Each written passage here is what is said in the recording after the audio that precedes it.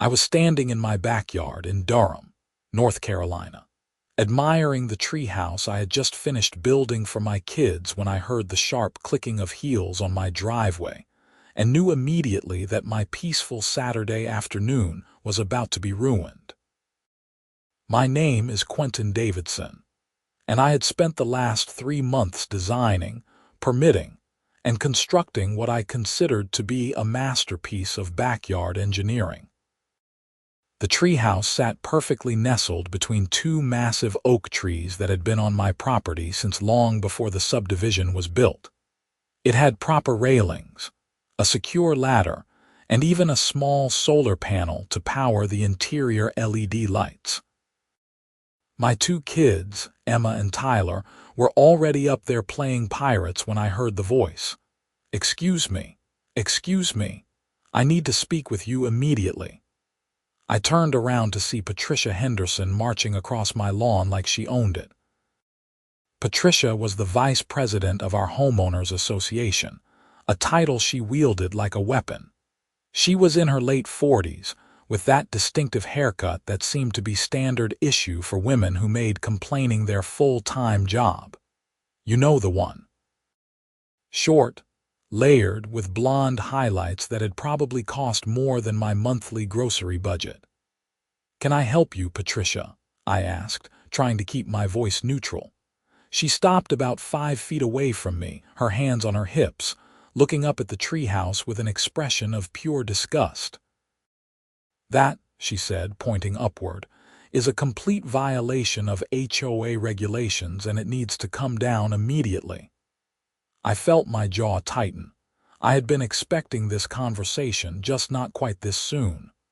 "Actually, Patricia, it is not a violation.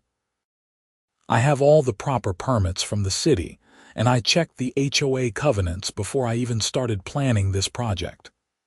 "I do not care what permits you think you have," she said, her voice rising. "That structure is an eyesore and it violates our community standards. Section 12, Paragraph 4 of our covenants clearly states that no outbuildings or auxiliary structures may be erected without prior approval from the Architectural Review Committee." I pulled my phone from my pocket. "I have the email right here where I submitted my plans to the committee 3 months ago. I also have the response approving them, which came from committee chair Robert Martinez." Patricia's face flushed red. Robert had no authority to approve something like that without consulting the rest of the board. "Actually," I said, pulling up the HOA bylaws on my phone. "According to Article 7, Section 3 of our bylaws, the Architectural Review Committee chair has the authority to approve any structure under 200 square feet that meets city building codes and does not extend above the primary roofline of surrounding homes. My treehouse is 120 square feet, fully permitted by the city, and sits at approximately 15 feet high, well below the rooflines of every house in this neighborhood." Emma poked her head out of the treehouse window. "Dad, is everything okay?" "Everything's fine, sweetheart." "Keep playing." Patricia glared at me. "I am going to take this to the full board. You will be receiving a violation notice, and if you do not comply, we will be filing a lawsuit to force removal and charging you for all legal fees." "You are welcome to try," I said, my patience wearing thin. "But I suggest you actually read the documents I submitted before you waste everyone's time and money." She turned on her heel and stalked off my property, but not before shooting one more venomous look back at the treehouse. I watched her go, feeling my pulse slowly return to normal. My wife Jennifer had warned me that building the treehouse might attract unwanted attention from the HOA, but I had done everything by the book specifically to avoid this kind of situation. Jennifer came out the back door carrying 2 juice boxes. "Let me guess. Patricia, how did you know?" "I saw her from the kitchen window. She had that look on her face." Jennifer handed me the juice boxes to pass up to the kids. "What did she want?" "She wants the treehouse down, says it is a violation." Jennifer sighed. But you got approval from Robert, I know. She says he did not have the authority, but that is not what the bylaws say. I checked them 5 times before I even started this project. So what happens now? I shrugged. She's going to take it to the board, probably send me a violation notice. Then I will respond with all my documentation, and hopefully, that will be the end of it. It was not the end of it. 3 days later, I found an official violation notice tucked into my front door. The letter, printed on HOA letterhead, informed me that I was in violation of community standards and had 30 days to remove the unpermitted structure from my property or face fines of $100 per day and potential legal action. The letter was signed by Patricia Henderson, Vice President, and notably not by HOA President Michael Chen. I immediately scanned the letter and emailed it to my friend Dave, who happened to be a real estate attorney. Then I drafted a formal response to the HOA, attaching copies of my city building permit, the Architectural Review Committee approval from Robert Martinez, the relevant sections of the HOA bylaws, and photographs of the completed treehouse showing that it met all specified requirements. I sent the response via certified mail and email, making sure I had proof of delivery. I also reached out to Robert Martinez directly. Robert answered on the second ring. Hey, Quentin, I heard Patricia was giving you trouble about the treehouse. That is putting it mildly. She sent me a violation notice. Robert groaned. She did not run that by me or Michael. Look, I stand by my approval. Your project was one of the most thoroughly documented submissions I have ever received. You did everything right. So what is her problem, honestly? I think she is still angry about the parking situation last month. I remembered. Patricia had tried to have my work van banned from parking on the street in front of my house, claiming it was a commercial vehicle and violated the community aesthetics. The board had voted down her proposal 4-1, with only Patricia voting in favor. I was a licensed electrician, and my van was a standard pickup truck with a small toolbox and my company name on the side. Hardly an eyesore. So this is revenge, probably. But do not worry. When this comes up at the next board meeting, I will make sure everyone understands that your treehouse was properly approved. Michael is already not happy with Patricia for sending that violation notice without board consensus. When is the next meeting? 2 weeks from Thursday. 7 p.m. at the community center. You should come and bring all your documentation. I thanked Robert and hung up, feeling slightly better about the situation. But I also knew that 2 weeks was a long time for Patricia to cause more trouble.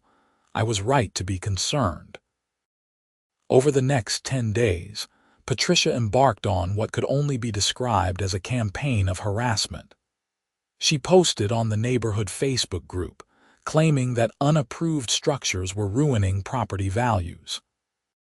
She did not mention me by name, but several neighbors reached out to ask if I was okay, because everyone knew exactly what she was talking about. She also apparently went door to door on my street, trying to drum up support for forcing me to remove the treehouse. It did not go the way she planned. My neighbor to the left, an elderly man named George Thompson, called me on a Tuesday evening. Hey, Quentin, Patricia just left my house. She wanted me to sign some kind of petition against your treehouse. Did you sign it? George laughed. Hell no. I told her that treehouse is the best thing that has happened to this street in years. My grandkids are visiting next month, and they are already excited to see it. I told Patricia she needs to find a hobby that does not involve bothering people who are not doing anything wrong. I got similar calls from 3 other neighbors. Patricia's petition was failing spectacularly, but she was not done yet. The following Saturday, I was at Home Depot picking up some supplies for a client job when I got a call from Jennifer. Quentin, you need to come home right now. What is wrong? There is a code enforcement officer here. He says someone filed a complaint about an illegal structure on our property. I dropped what I was doing and drove home, probably breaking a few speed limits in the process. When I arrived, I found a young man in a city uniform standing in my backyard with a clipboard, photographing the treehouse. Jennifer was standing nearby, looking worried. "I am Quentin Davidson, the property owner," I said, approaching him. "What is this about?" The officer turned to me. He looked like he was maybe 25, fresh-faced and professional. "Sir, we received a complaint that there is an unpermitted structure on your property. I am here to verify whether the structure is in compliance with city codes." "I have the permit right here," I said, pulling up the digital copy on my phone. I also went inside and grabbed the paper copy that I had specifically kept in a file folder for situations like this. The officer examined both copies, then looked back at the treehouse. He pulled out a measuring tape and took several measurements, checked the attachment points to the trees, examined the railings, and even climbed up to inspect the platform. After about 20 minutes, he came back down and made some notes on his clipboard. "Mr. Davidson, everything here appears to be in perfect order. Your permit is valid, the construction matches the approved plans, and the structure meets all safety requirements. I will be filing a report that indicates no violation exists. Can I ask who filed the complaint?" The officer hesitated. "We are not supposed to disclose that information, but given the circumstances and the fact that this complaint appears to be without merit, I can tell you that it was filed anonymously through our online portal. However, the complaint included very specific details about your property and the structure, which suggests it came from someone with direct knowledge. So probably a neighbor. I cannot speculate on that, sir. But I will say that filing false reports with code enforcement is something we take seriously. If we determine that someone is deliberately filing frivolous complaints, we can pursue penalties." He handed me a copy of his report. "You should not have any further issues with the city. Have a good day." After he left, I immediately called Dave, my attorney friend. "She filed a false report with code enforcement," I told him.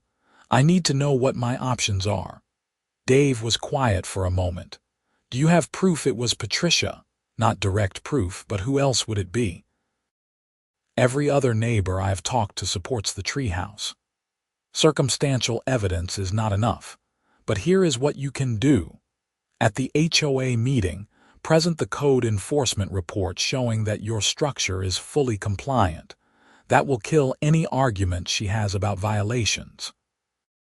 If she continues to harass you after that, you might have grounds for a restraining order or a lawsuit for harassment. I do not want to sue my HOA, I just want to be left alone." "I understand. Let us see how the meeting goes, but Quentin, document everything. Every interaction, every letter, every Facebook post. If this escalates, you will want a complete record."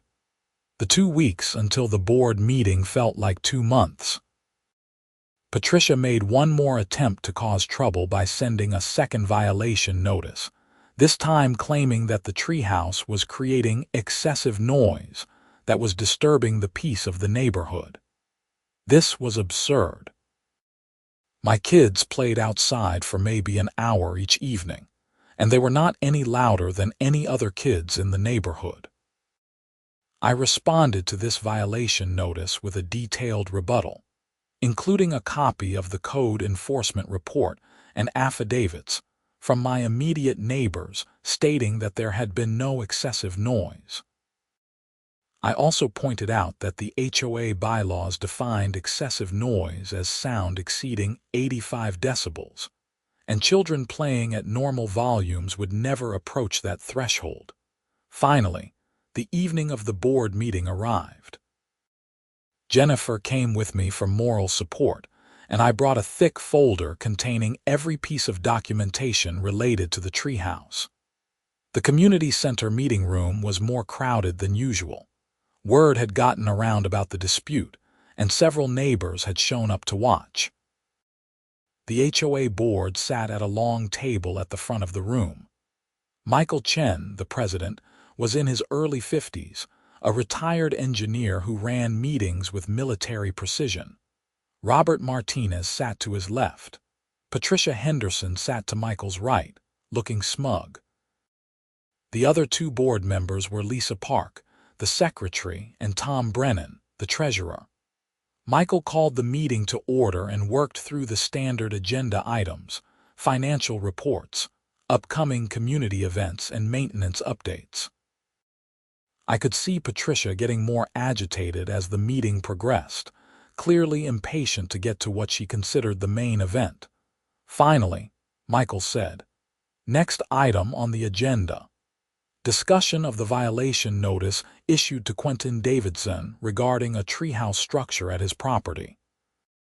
Patricia, since you issued the notice, would you like to present the HOA's concerns?" Patricia stood up, smoothing her blouse. She had prepared a whole presentation, complete with printed photos of my treehouse from various angles. "Thank you, Michael. As you all know, maintaining the aesthetic standards of our community is essential to preserving property values. Mr. Davidson has erected a large wooden structure in his backyard without proper authorization from this board. While he claims to have received approval from the Architectural Review Committee, that approval was granted inappropriately and without full board oversight. Furthermore, this structure violates multiple sections of our community covenants, including restrictions on outbuildings, height limitations, and aesthetic standards." She continued for another 5 minutes, making it sound like I had built some kind of condemned shack instead of a well-constructed permitted treehouse. When she finally sat down, Michael turned to me. "Mr. Davidson, would you like to respond?" I stood up and walked to the front of the room, setting my folder on the table. "Thank you. I have provided copies of all relevant documents to the board, but I will summarize for everyone here. 3 months before beginning construction, I submitted detailed plans to the Architectural Review Committee, including measurements, materials lists, engineering specifications, and photographs of the proposed location. I also included my application for a city building permit." Robert Martinez, the committee chair, reviewed these plans and provided written approval, which I have here. I held up the email printout. I then proceeded to obtain a city building permit, which required a full plan review by the Durham Building Department and inspection by a licensed structural engineer. The permit was granted. I constructed the treehouse according to the approved plans. After completion, it was inspected by the city and passed all inspections. I have the signed inspection report here. I held up another document. Now, Patricia has claimed that this structure violates HOA covenants. Specifically, she cited Section 12, Paragraph 4 regarding outbuildings. However, if you read that section in full, it states that the restrictions apply to ground-level structures such as sheds, garages, and workshops.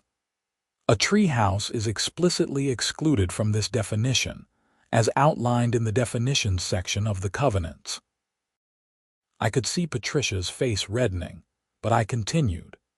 She also claimed height violations. The treehouse platform sits at approximately 15 feet above ground level. The HOA covenant restricts accessory structures from exceeding the roofline of the primary residence. My house has a roofline of 22 feet at its peak. The treehouse is well below that threshold.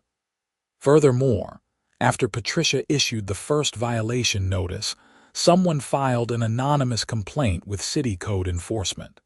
An officer came to my property and conducted a full inspection. His report, which I have provided to the board, concluded that the structure is fully compliant with all city codes and that no violation exists. I laid out all the documents on the table where everyone could see them. I have done everything by the book. I followed HOA procedures, obtained all necessary permits, and built a safe, code-compliant structure for my children. The Architectural Review Committee properly approved my plans according to the authority granted to it in the HOA bylaws. Patricia's violation notices are without merit and appear to be personally motivated rather than based on any actual covenant violations. The room was silent for a moment. Then Michael picked up the documents and began reviewing them. He passed them to the other board members. After several minutes of quiet discussion, Michael looked up. "Mr. Davidson, thank you for this comprehensive presentation. The board will now deliberate." I sat back down next to Jennifer, who squeezed my hand. The board members huddled together, speaking in low voices. Patricia was gesturing emphatically, but Michael kept shaking his head. After about 10 minutes, Michael called the room back to order. "The board has reviewed all documentation provided by Mr. Davidson. We find that the treehouse structure was properly approved by the Architectural Review Committee, is fully compliant with all HOA covenants and restrictions, and has been constructed according to approved plans with all necessary city permits. The violation notices issued to Mr. Davidson are hereby dismissed. No further action is required on his part." I felt a wave of relief wash over me, but Michael was not done. He turned to Patricia. "Additionally, the board is concerned that violation notices were issued in this matter without proper board authorization and without adequate review of the relevant facts. Patricia, the process for issuing violation notices requires either committee consensus or, in urgent matters, authorization from the board president. Neither was obtained in this case." Patricia's face went from red to white. "I was acting in the best interests of the community." "That may be," Michael said, his voice firm but not unkind. "But you still must follow proper procedures. Going forward, all violation notices must be reviewed by either myself or the full board before being sent to homeowners. Is that clear?" Patricia nodded stiffly. Michael adjourned the meeting shortly after that. Several neighbors came up to congratulate me and express their support. George Thompson clapped me on the shoulder. "Good job standing up to her, Quentin. Someone needed to." Robert Martinez approached me as the crowd was dispersing. "Sorry you had to go through all that. Your approval was completely legitimate, and I should have been more forceful in pushing back against Patricia earlier." "It is not your fault," I said. "I just appreciate that you stood behind your decision." Jennifer and I walked back to our house, which was only 2 blocks from the community center. Emma and Tyler were still up, being watched by Jennifer's teenage niece. When we told them that the treehouse was staying, they both cheered. I thought that was the end of the story. I was wrong. 2 days after the board meeting, I came home from work to find Jennifer sitting at the kitchen table with a strange expression on her face. "What is wrong?" I asked. "Patricia came by today." My stomach dropped. What did she want? She wanted to apologize. That was not what I expected. "Apologize?" Jennifer nodded. "She showed up around 2 o'clock. She said she realized she had let things get out of hand and she wanted to make amends. She brought cookies." I looked at the plate of cookies sitting on the counter, wrapped in plastic wrap. They looked homemade chocolate chip. That seems uncharacteristically self-aware of her. That is what I thought too, and here is the weird part. While she was here, she kept looking around like she was inspecting the place. She asked if she could use the bathroom, and when she came back, she asked a bunch of strange questions about when we bought the house and whether we had made any modifications to the interior. What kind of modifications? She specifically asked about whether we had taken down any walls or changed the layout. I told her we had not done any major renovations, just painted and updated some fixtures. Then she left pretty quickly after that. I felt uneasy. That is weird. Why would she care about our interior renovations? I do not know, but it felt off, like she was fishing for something. My instinct was right. 3 days later, I received a letter from the city building department. It was not about the treehouse. It was about our house. The letter stated that the building department had received a complaint alleging that we had constructed an unpermitted addition to our home. The complaint claimed that we had enclosed a carport to create additional living space without obtaining proper permits. The letter informed us that an inspector would be visiting our property within the next week to investigate. I was baffled. We had not enclosed our carport. We did not even have a carport. Our house had a standard 2-car garage that had been part of the original construction when the house was built in 1998. I called the building department and explained the situation to the person who had sent the letter, a woman named Mrs. Rodriguez. There must be some mistake. We have not done any additions to our house. Can you tell me specifically what the complaint alleged? Mrs. Rodriguez sounded sympathetic. The complaint stated that you converted a carport into living space, adding approximately 300 square feet to the home without permits. It included the address and lot number, so it definitely references your property. But that is completely false. Our garage has been part of the house since it was built. I have the original building plans from when we bought the house. Can you email those to me? If we can verify that no unpermitted work was done, we can close the complaint without needing to send an inspector. I found the original building plans in our home files and scanned them. The plans clearly showed that the garage had been part of the initial construction. I emailed them to Mrs. Rodriguez along with our closing documents from when we purchased the home, which included a professional home inspection that documented the existing structure. Mrs. Rodriguez called me back within an hour. Mr. Davidson, thank you for sending those documents. It is clear that no unpermitted work was done. I am closing this complaint as unfounded. However, I need to let you know something. This is the second complaint we have received about your property in the past 3 weeks. Both complaints were filed anonymously through our online portal, and both were without merit. We take false reporting very seriously. I believe I know who is filing these complaints, I said. Can I file a formal complaint about harassment? You can file a complaint with us about the false reports, yes. We will investigate, and if we determine that someone is deliberately filing frivolous complaints, we can pursue legal action. I will send you the form. After hanging up, I immediately called Dave. She is escalating. First the treehouse complaint with code enforcement, now a false complaint about our house. Dave was quiet for a moment. Quentin, this is moving beyond HOA dispute territory. This is harassment and potentially criminal. Filing false reports with government agencies is illegal in North Carolina. You need to document this carefully. What should I do? First, file the complaint with the building department like they suggested. Second, send a formal cease and desist letter to Patricia. I can draft it for you. It will put her on notice that her actions are legally actionable and that you are prepared to take further steps if she does not stop. Third, start keeping a detailed log of every interaction, every complaint, every Facebook post, everything. If this continues, you may need to seek a restraining order or file a lawsuit.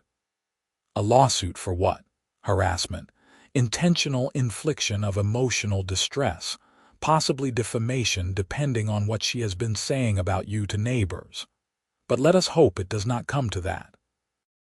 Sometimes a strongly worded letter from an attorney is enough to make someone back off. Dave drafted the cease and desist letter that afternoon. It was 3 pages of legal language that essentially boiled down to stop contacting me, stop filing false reports about me, stop talking about me to neighbors, or face legal consequences. I had it sent via certified mail to Patricia's home address. For about a week, things were quiet. I started to hope that the letter had done its job. Then, the HOA called an emergency special meeting. The notice went out to all homeowners via email. The meeting was scheduled for the following Tuesday evening. The agenda listed only one item: discussion of proposed amendments to community covenants regarding accessory structures. I knew immediately what was happening. Patricia could not get my treehouse removed through the existing rules, so she was going to try to change the rules. The meeting room was packed. Apparently, word had spread that this was related to my situation, and many neighbors showed up to see what would happen. I arrived early and took a seat in the front row. Jennifer could not make it because she had a work obligation, but George Thompson sat next to me in a show of support. Michael Chen called the meeting to order. Thank you all for coming on short notice. Patricia has requested that we consider amendments to our community covenants.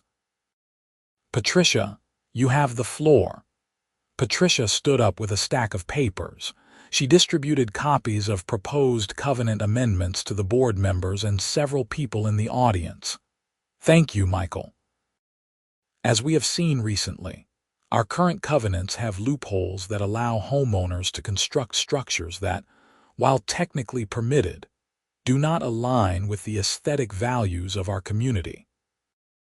I am proposing amendments that would give the HOA board more oversight and control over accessory structures, including tree houses, playsets, and similar installations.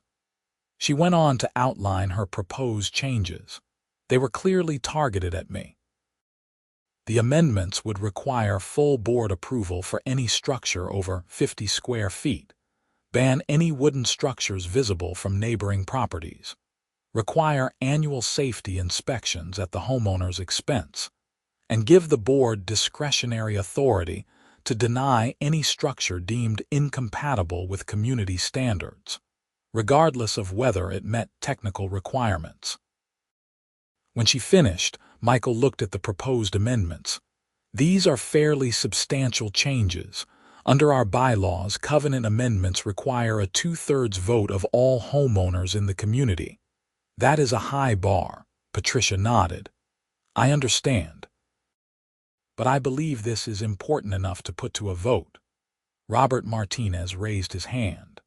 I have concerns about several of these provisions. The 50 square foot threshold is extremely low. That would require board approval for things like children's playsets and garden sheds. We would be buried in applications. And the provision about banning wooden structures visible from neighboring properties would effectively ban most backyard amenities. Almost everything is visible from somewhere.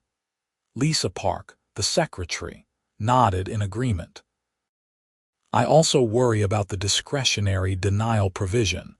That seems ripe for abuse and arbitrary decision-making. Tom Brennan, the treasurer, added, and requiring annual safety inspections at homeowner expense. Who is going to conduct these inspections? We do not have the expertise on the board, so we would need to hire engineers. That is going to be expensive. Michael turned to the audience. This is a special meeting called to discuss these proposals, but no vote will be taken tonight. Under our bylaws, covenant amendments must be presented to the membership at least 30 days before a vote. However, I would like to hear from homeowners present. What do you think about these proposed changes? George Thompson stood up immediately. I think they are nonsense. We have lived here for 12 years, and we have never had problems with tree houses or playsets before. These rules are clearly aimed at one specific situation, and that is bad governance. You do not rewrite your entire rule book to target one person.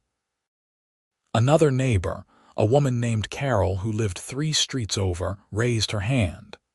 I agree with George. My kids have a playset in our backyard that is probably 60 square feet. Are you saying I would have needed board approval for that? This is overreach. A younger man I did not know well stood up. I am thinking about building a shed to store my lawn equipment. If these rules pass, I would need full board approval for a basic shed. That is ridiculous. Part of why I bought a house instead of staying in an apartment was to have freedom to use my property. One by one, neighbors stood up to voice opposition to the proposed amendments. Out of about 30 people in the room, only 2 spoke in favor of Patricia's proposals, and their comments were lukewarm at best. Michael listened to everyone, taking notes. When the comments wound down, he addressed Patricia. Patricia, I appreciate you bringing these concerns to the board. However, based on the feedback tonight, I do not believe these amendments would pass a membership vote. I am also not convinced they are necessary. We have existing processes for reviewing and approving structures, and those processes have worked well. But the Davidson Treehouse, Patricia started. The Davidson Treehouse was properly approved through our existing processes, Michael interrupted, his voice firm. It meets all our current requirements. The fact that you personally do not like it is not grounds for changing the rules. I am not going to support moving these amendments forward to a membership vote. I second that, Robert said immediately. Lisa nodded. I agree. These amendments are too broad and would create more problems than they solve. Tom added, I am also opposed. We need to trust our existing processes. Patricia looked around the table, realizing she had no support. So you are just going to ignore community concerns? We are listening to community concerns, Michael said. And the overwhelming sentiment in this room tonight is that these amendments are unnecessary and overreaching. Unless there is a significant change in circumstances, I do not plan to revisit this issue. The meeting adjourned shortly after. As people filed out, several neighbors approached me to express support. George said, that woman needs to find a hobby. I thanked everyone and walked home, feeling cautiously optimistic. Patricia had tried multiple angles to force removal of the treehouse, and each attempt had failed. Maybe she would finally give up, but I underestimated her determination. The following weekend, I was doing yard work when I noticed Patricia standing on the sidewalk in front of my house, taking photographs, not just of the treehouse but of my entire property. My house, my yard, my vehicles, everything. I walked over to her. Patricia, what are you doing? She lowered her phone. I am documenting violations. What violations? Your grass is 1/4 inch too long according to HOA standards. You have a garden hose visible from the street, which violates the covenant requiring outdoor equipment to be stored out of sight. And your mailbox is a non-approved color. I looked at my mailbox. It was black, the same color it had been when we bought the house 7 years ago. The mailbox came with the house. No one has ever complained about it before. Well, I am complaining now. You will be receiving violation notices for all of these issues. Patricia, you received a cease and desist letter from my attorney. This is harassment. I am performing my duties as a board member. That is not harassment. I pulled out my phone and started recording. Let me be very clear. I want you to stop coming to my property. I want you to stop filing false complaints about me. I want you to leave me and my family alone. Are you threatening me? I am asking you to leave me alone. That is not a threat. Patricia turned and walked away, but not before taking a few more photographs. I immediately went inside and called Dave. She is not going to stop, I told him. She is looking for any excuse to issue violations. She is talking about my mailbox color for crying out loud. Dave sighed. Okay. It is time to escalate. I am going to draft a letter to the HOA board documenting Patricia's pattern of harassment and requesting that she be removed from her position. I am also going to request that the board formally prohibit her from any involvement in matters related to your property. And if she continues after that, we file for a restraining order. Will any of that actually work? It depends on whether the other board members are willing to stand up to her. From what you have told me about the special meeting, it sounds like she does not have support from the rest of the board. They may be looking for a reason to rein her in. Dave sent the letter to the HOA board that Monday. It outlined every incident starting with the original violation notice about the treehouse, through the false complaints to code enforcement and the building department, the proposed covenant amendments clearly targeting my family, and the most recent incident of Patricia photographing my property while looking for trivial violations to cite. The letter requested that the board take the following actions: formally dismiss any pending violations against my property, prohibit Patricia from any involvement in matters related to my property due to her demonstrated bias and harassment, and issue a formal warning to Patricia regarding her conduct. It also put the board on notice that if the harassment continued, I would pursue legal action not just against Patricia, but against the HOA itself for failing to prevent ongoing harassment by one of its board members. 2 days later, Michael Chen called me. "Quentin, I received the letter from your attorney. I want you to know that the board takes these allegations seriously.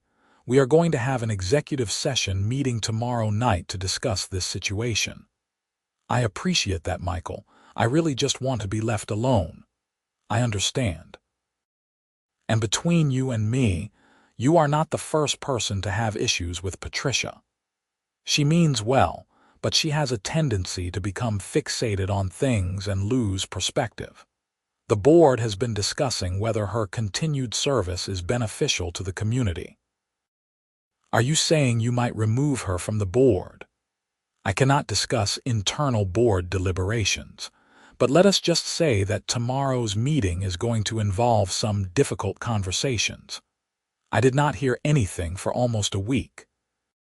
Then I received an email from Michael Chen addressed to all homeowners. The email announced that Patricia Henderson had resigned from the HOA board effective immediately, citing personal reasons. The board thanked her for her service and announced that a special election would be held to fill her position. George Thompson called me as soon as the email went out. "Did you see? She resigned." "I saw. I wonder if she actually resigned or if they forced her out. Does it matter? Either way, she is gone. Maybe now we can have some peace and quiet." I wanted to believe that was the end of it. Patricia was off the board, which meant she had no official authority to issue violations or harass homeowners. But something in my gut told me this was not over. I was right. 3 weeks after Patricia's resignation, I came home from work to find Jennifer absolutely livid. She called Child Protective Services. My blood ran cold. "What?" "A CPS caseworker came to the house today. She said they received a report that our children were being endangered by an unsafe treehouse structure. The caseworker wanted to inspect the treehouse and interview the kids." "What did you do?" "I showed her all your permits and inspection reports. I let her examine the treehouse. She spent about an hour here, and at the end, she said the report was clearly false and malicious. She said the treehouse is obviously safe and well constructed. She apologized for having to investigate such a ridiculous complaint, but said they are required by law to follow up on all reports." I sat down feeling sick. "Did she say who made the report?" "CPS reports are anonymous. But Quentin, the timing is too coincidental. Patricia just got forced off the HOA board and suddenly we get a false CPS report. It has to be her." I called Dave immediately. "She called CPS on us." This has gone way too far. Dave's voice was hard. That is a crime. Making a false report to CPS is a misdemeanor in North Carolina, punishable by up to 60 days in jail and fines. And it is one of the few situations where you can usually figure out who made an anonymous report based on timing and circumstances. Here is what we are going to do. First, get a copy of the CPS report from the caseworker. Under state law, you are entitled to know the allegations that were made.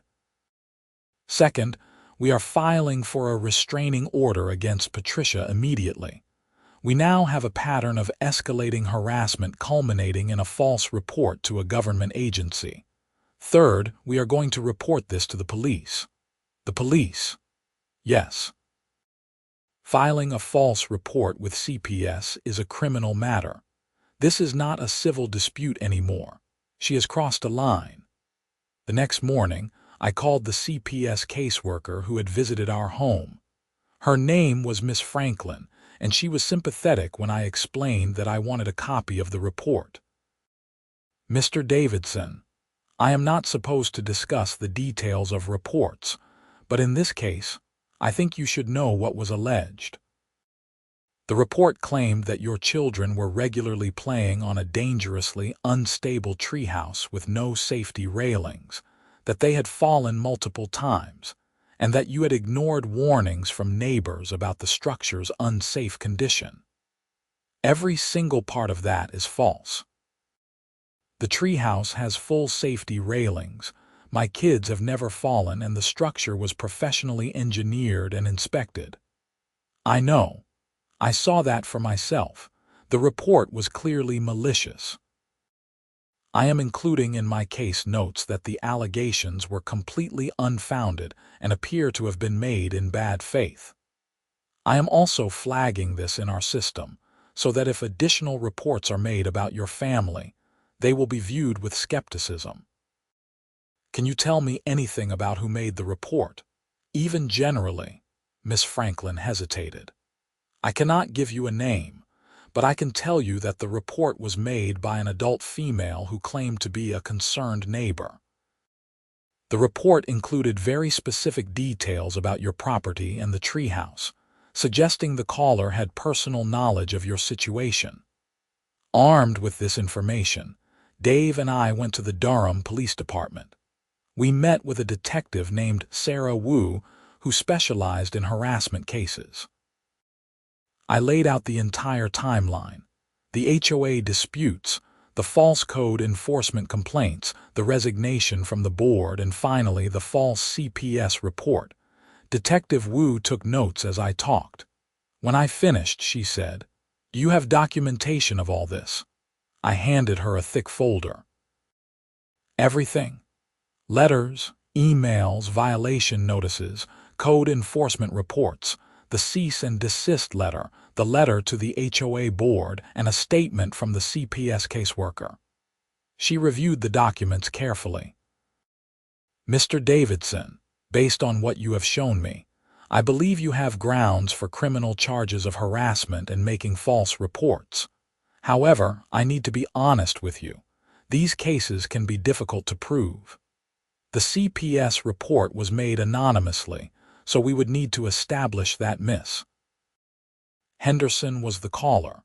The other incidents, while concerning individually, might not rise to the level of criminal harassment. So what can you do? I can open an investigation. I will interview Miss Henderson and make it clear that we are taking this seriously. I will also contact CPS to see if they can provide any additional information about the caller. Sometimes people are not as anonymous as they think. Caller ID, phone records, that sort of thing. And I will coordinate with the district attorney's office to determine if we have enough for charges. What should I do in the meantime? Continue documenting everything. Do not engage with Miss Henderson. If she contacts you, do not respond. Let everything go through your attorney, and file for that restraining order your attorney mentioned.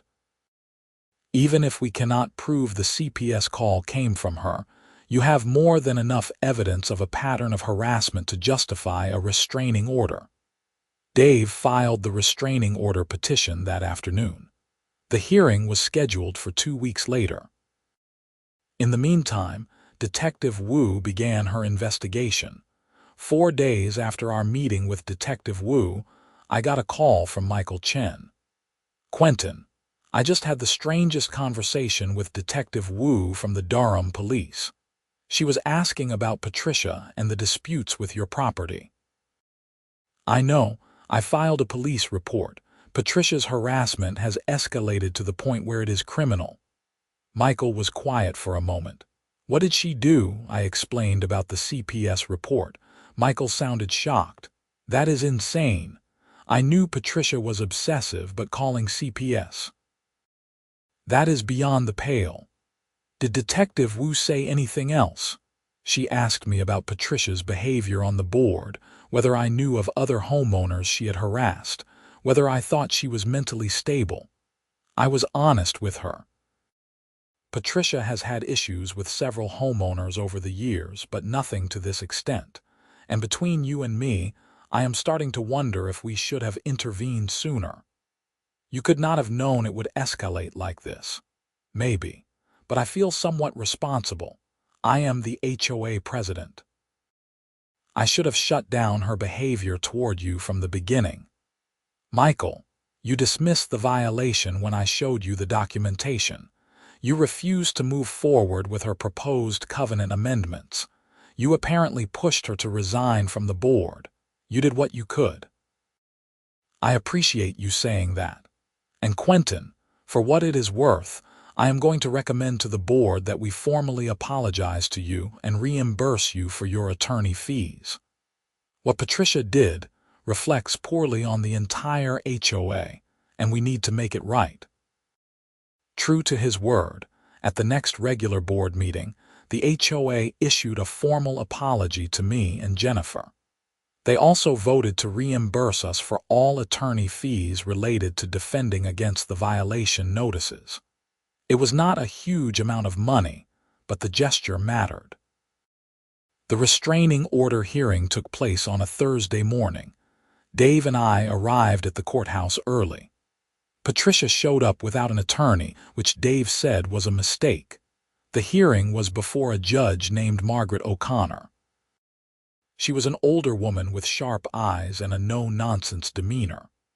Both sides were sworn in, and then Dave presented our case. He walked through the timeline methodically, submitting all the documentation as evidence. He emphasized the escalating pattern of behavior, and the fact that Patricia had continued her harassment even after being asked to stop, even after receiving a cease and desist letter, and even after resigning from the HOA board. When it was Patricia's turn to speak, she tried to argue that she had been acting appropriately as an HOA board member and concerned neighbor. "Your Honor, Mr. Davidson built a structure that I believed violated our community standards. I was simply trying to enforce our rules." Judge O'Connor looked at her over the top of her reading glasses. "Miss Henderson, even if that were true, it does not explain why you continued to file complaints after the HOA board dismissed the violation. It does not explain why you filed false reports with city code enforcement. And it certainly does not explain why you would call Child Protective Services with allegations that the caseworker determined to be completely false. Can you explain those actions?" Patricia stammered. "I was concerned for the children's safety."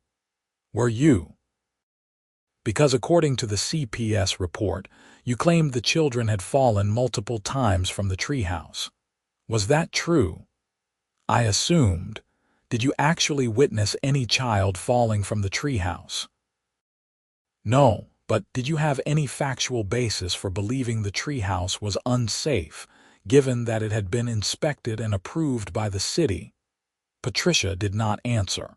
Judge O'Connor looked at the documents in front of her. "Miss Henderson, I have reviewed all the evidence presented. Mr. Davidson obtained proper permits and approvals for his treehouse. He followed all applicable rules. When you challenged it through appropriate HOA channels, your challenge was dismissed. Instead of accepting that decision, you engaged in a campaign of harassment that included multiple false reports to government agencies. That behavior is not only inappropriate, it is illegal. She signed an order. I am granting the restraining order. Miss Henderson, you are prohibited from contacting Mr. Davidson or any member of his family directly or indirectly. You are prohibited from coming within 100 feet of his property. You are prohibited from making any further complaints or reports about Mr. Davidson or his property to any government agency or HOA. This order is effective immediately and will remain in place for 1 year. Do you understand? Patricia nodded, looking shell-shocked. Furthermore, Judge O'Connor continued, I am forwarding a copy of this order and all related evidence to the District Attorney's Office for review of potential criminal charges. Making false reports to government agencies is a serious matter, Miss Henderson. You may want to consult with an attorney. We left the courthouse and I felt like a weight had been lifted. Dave shook my hand. That went about as well as it could have. Judge O'Connor does not mess around. So what happens now? The restraining order is in place. If Patricia violates it in any way, she can be arrested, and the DA will review everything to determine if they want to pursue criminal charges. 6 weeks later, I received a call from Detective Wu. Mr. Davidson, I wanted to update you on the investigation. The district attorney has decided to charge Ms. Henderson with 2 misdemeanor counts, one for making a false report to CPS and one for harassment. I wanted to let you know before it becomes public. What does that mean for us? It means the case will move forward through the criminal justice system. You may be called as a witness if it goes to trial, but many of these cases are resolved through plea agreements. The DA's office will keep you informed. Thank you, Detective. Thank you for being patient with the process. And Mr. Davidson, I went and looked at your treehouse. It is really nice. My kids would love something like that. I smiled. If you ever want advice on building one, let me know. The criminal case moved slowly as these things do. Patricia hired an attorney and initially pleaded not guilty. But as the trial date approached, her attorney apparently convinced her that the evidence against her was overwhelming. She changed her plea to no contest. The sentencing hearing was on a rainy Tuesday morning in October. Jennifer came with me. We sat in the back of the courtroom as Patricia stood before the judge, a different judge than the one who had issued the restraining order. The prosecutor outlined the charges and the evidence. Patricia's attorney gave a speech about how his client had made mistakes in judgment, had been under stress, and was sincerely remorseful. He requested probation. The judge asked Patricia if she had anything to say. She turned to look at Jennifer and me. I am sorry.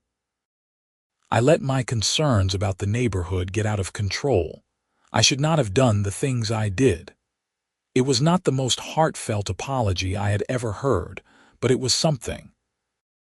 The judge sentenced Patricia to 12 months of supervised probation, 40 hours of community service, and ordered her to pay restitution for our attorney fees that the HOA had not covered, which amounted to about $3,000.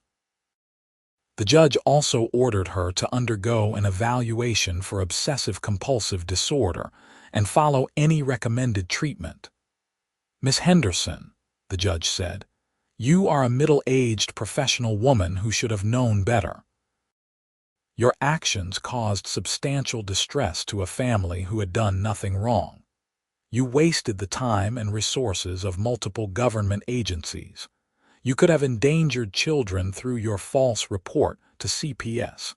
You are fortunate that I am not imposing jail time. But make no mistake, if you violate the terms of your probation in any way, you will serve the maximum sentence behind bars. Do you understand? Yes, Your Honor. And that was it. Patricia was led out of the courtroom by her attorney. Jennifer and I stayed for a few minutes, processing what had happened. It is finally over, Jennifer said. I think so. We drove home to find Emma and Tyler playing in the treehouse, their laughter carrying across the yard. The treehouse had weathered the summer storms and was still standing strong. I had added a few improvements over the months, including a small book nook inside and a rope swing hanging from one of the oak tree branches. George Thompson called out from his yard. Hey, Quentin. My grandkids are coming this weekend. Mind if they come play in the treehouse with Emma and Tyler? Of course not. The more the merrier. That weekend, there were 5 kids playing in the treehouse, their shouts of joy echoing through the neighborhood. I stood in the backyard with George, drinking coffee and watching them play. You know, George said, that treehouse has become the most popular place on the block. Last week I saw the Peterson kids asking your kids if they could come play. Even teenagers think it is cool. That was the goal. I wanted to build something the kids would actually use, not just a decoration. Well, you succeeded, and you stood up to Patricia's nonsense. I respect that. A lot of people would have just torn it down rather than deal with the hassle. It was never about the treehouse, not really. It was about the principle. I followed all the rules. I did everything right. I was not going to let someone force me to tear down something I built legally just because they did not like it. Michael Chen stopped by later that afternoon. Quentin, I wanted to let you know that the board met last night. We voted to revise our architectural review process to make it even clearer and more transparent. We want to make sure no homeowner ever goes through what you went through. I appreciate that, Michael. We also voted to put up a playground in the common area near the community center. Seeing how much the neighborhood kids love your treehouse made us realize we do not have enough amenities for families. So thank you for the inspiration. After Michael left, Jennifer came outside with lemonade. We sat on the back deck, watching the kids play. You know, when you first told me you wanted to build that treehouse, I was worried. I thought it would be more trouble than it was worth. It was a lot of trouble, but it was worth it. Look at how happy they are. And you taught them an important lesson about standing up for what is right, even when someone tries to bully you into backing down. Emma climbed down from the treehouse and ran over to us. Dad, can we camp out in the treehouse tonight, please? I looked at Jennifer. She smiled. I do not see why not. It is supposed to be a nice night. Yes. Emma ran back to tell Tyler, and they both started making plans for their backyard camping adventure. That evening, I helped the kids set up sleeping bags in the treehouse, strung up battery-powered fairy lights, and gave them a cooler with snacks. Jennifer and I sat on the deck, keeping an eye on them as the sun set and the stars came out. You think Patricia learned anything from all this? Jennifer asked. I do not know, I hope so, but either way it is not our problem anymore. No, it is not. Jennifer leaned her head on my shoulder. You know what the best part of all this is? What is that? The treehouse is even better than we imagined. The kids love it, the neighbors love it, and it has become this gathering place for the whole neighborhood. Patricia tried to tear us down, but instead, she helped bring the community together. I had not thought about it that way, but Jennifer was right. In the months since the dispute had begun, we had gotten to know our neighbors better. People who had only waved politely before now stopped to chat. Parents brought their kids over to play. The treehouse had become a neighborhood landmark. Up in the treehouse, I could hear Emma and Tyler laughing, telling each other stories by flashlight. In a few months, it would be too cold for them to spend the night outside.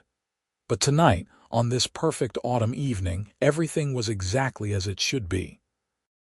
The restraining order remained in effect. Patricia apparently moved out of the neighborhood about 6 months later. I heard through George that she had taken a job in another city and sold her house. I never saw her again. The treehouse stood strong through that winter and many more to come. As Emma and Tyler grew older, it evolved. When Emma turned 12, she asked if she could repaint the interior. When Tyler was 14, he and his friends installed a pulley system to haul up snacks and drinks. Eventually, both kids grew into teenagers who were too cool for tree houses, but they would still occasionally climb up there to read or just think. And then the day came when Emma, now 23 and engaged, brought her fiancé by the house. They walked out to the backyard and she climbed up into the treehouse one more time. When she came back down, her eyes were misty. "Dad, thank you for fighting for this. Some of my best childhood memories happened in that treehouse." "Mine too, sweetheart. Mine too." Years later, long after Emma and Tyler had moved out and started their own lives, Jennifer and I would sometimes sit in the backyard in the evenings. The treehouse was still there, a little weathered but still sturdy. New families had moved into the neighborhood, and sometimes we would see children looking longingly at the treehouse from the sidewalk. "Should we invite them to play?" Jennifer asked one evening. "Absolutely."